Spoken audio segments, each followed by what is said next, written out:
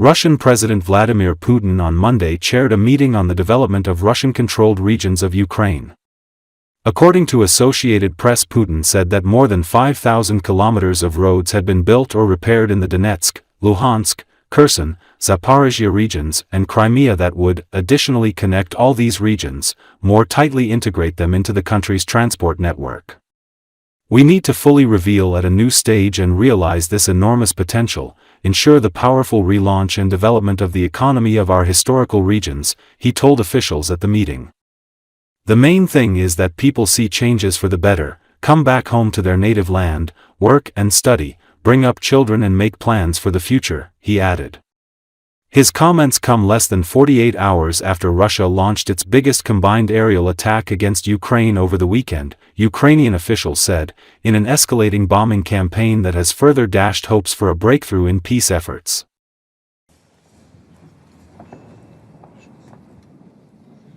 Уважаемые коллеги, добрый день. К 30 году Донецкая и Луганская народные республики, Херсонская и Запорожская. К этой теме с учетом масштабов и особой значимости в то время, когда они входили в состав Украины, особенно вот в последнее десятилетие, конечно, все финансировалось там по так называемому остаточному принципу и приходило в упадок. И нам нужно уже на новом этапе в полной мере раскрыть, реализовать этот огромный потенциал, обеспечить мощный перезапуск и развитие экономики наших исторических регионов. Качество жизни людей, как в целом налажена координация действий органов государства. Главное, чтобы люди видели перемены к лучшему, возвращались домой, на своей, на родной земле, работали, учились, растили детей и строили планы на будущее. Обозначенные здесь задачи мы обязаны решить в полном объеме. Отремонтировано свыше 5,4 тысяч километров автодорог, включая участки трассы Новороссия, которая не только по сухопутному коридору связала Крым со всей страной, но и стала частью маршрута Азовское кольцо, современной автомобильной дороги вокруг Азовского моря, ставшего внутренним морем России. Эта трасса даст хороший импульс развитию Крыма, Севастополя, Краснодарского края, Донецкой Народной Республики, Ростовской, Запорожской, Херсонской областей. Дополнительно свяжет все эти регионы, плотнее интегрирует их в транспортную сеть страны. Давайте перейдем к работе.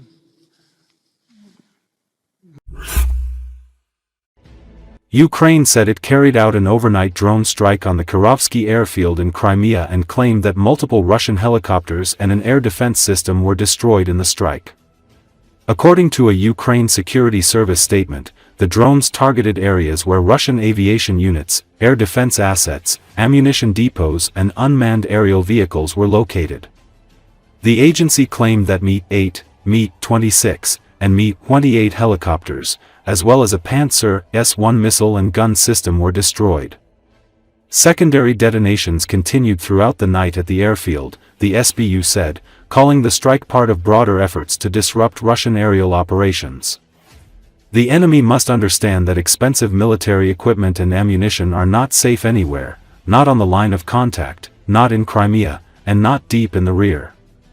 Mi-8 turbine helicopters ranges in price from as low as $2,250,000 to $17,500,000.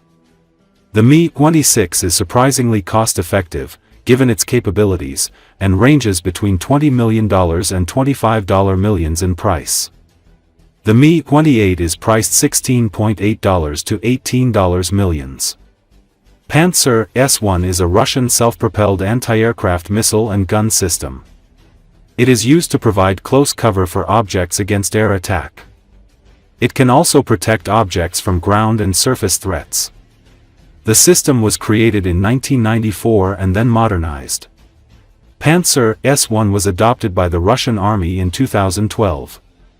The Crimean Wind Telegram channel reported that on the night of June 28, 5 to 6 explosions were heard near the Kharkiv airfield.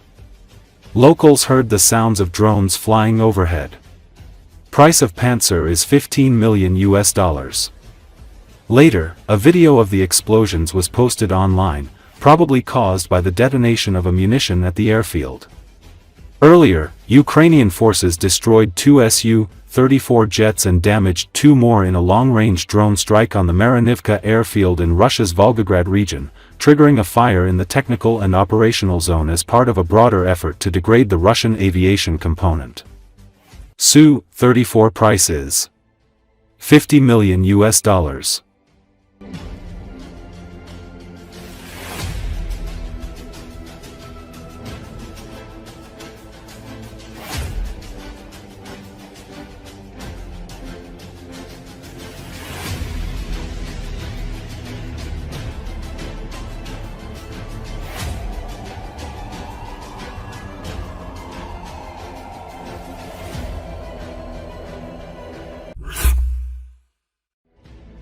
The Ukrainian Air Force has struck houses where Russian soldiers have gathered in various directions of the front, including in the town of Tyatkino in the Kursk region of Russia.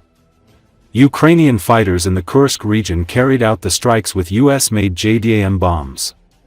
As a result, the houses were destroyed and the invaders there were killed.